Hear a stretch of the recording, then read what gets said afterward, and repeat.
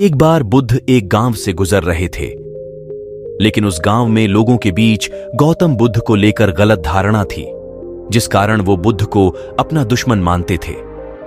जब उस गांव में बुद्ध आए तो गांव वाले उन्हें बहुत भला बुरा कहने लगे और बदुआएं देने लगे। लेकिन इसके बावजूद भी बुद्ध गांव वालों की बात शांति से और मुस्कुराकर चुपचाप सुनते रहे। गांव वालों ने देखा कि उनकी बातों का बुद्ध पर कोई असर नहीं हो रहा है और वे विनम्रता से उनकी बातें सुन रहे हैं। गांव वाले जब बोलते बोलते थक गए तो आखिर में बुद्ध ने कहा कि यदि आप सभी की बातें समाप्त हो गई हो तो मैं अब प्रस्थान करूं।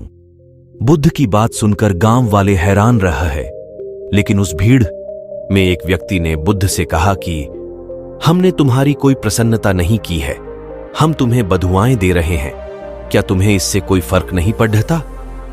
बुद्ध मुस्कुराते हुए बोले, जाओ, मैं आपकी गालियां या बद्दुओं को लेता ही नहीं।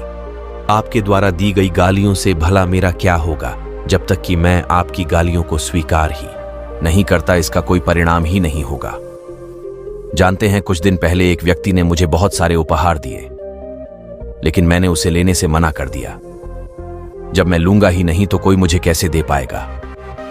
बुद्ध ने पूछा, बताइए, अगर मैंने उपहार नहीं लिया तो उपहार देने वाले व्यक्ति ने क्या किया होगा? पीडी डच में से किसी ने कहा, व्यक्ति ने अपने उपहार को अपने पास रख लिया होगा। बुद्ध ने कहा, मुझे आप सब पर इसलिए दया आती है क्योंकि मैं आपकी इन गालियों को लेने में असमर्थ हूं और आपकी ये गालियां आपके पास ही रह जाएंगी। सीख। भगवान गौतम बुद्ध के जीवन से जुड़ी इस कहानी से यह सीख मिलती है कि हम अक्सर अपने दुखों का कारण दूसरों को समझते हैं, लेकिन असल में यह हम पर ही निर्भर करता है कि हम वास्तव में क्या लेना चाहते हैं, खुशी या गम, उदासी या मुस्कान। यकीन मानिए, ये छोटी सी कहानी जीवन में एक बड़ा बदलाव ला सकती है।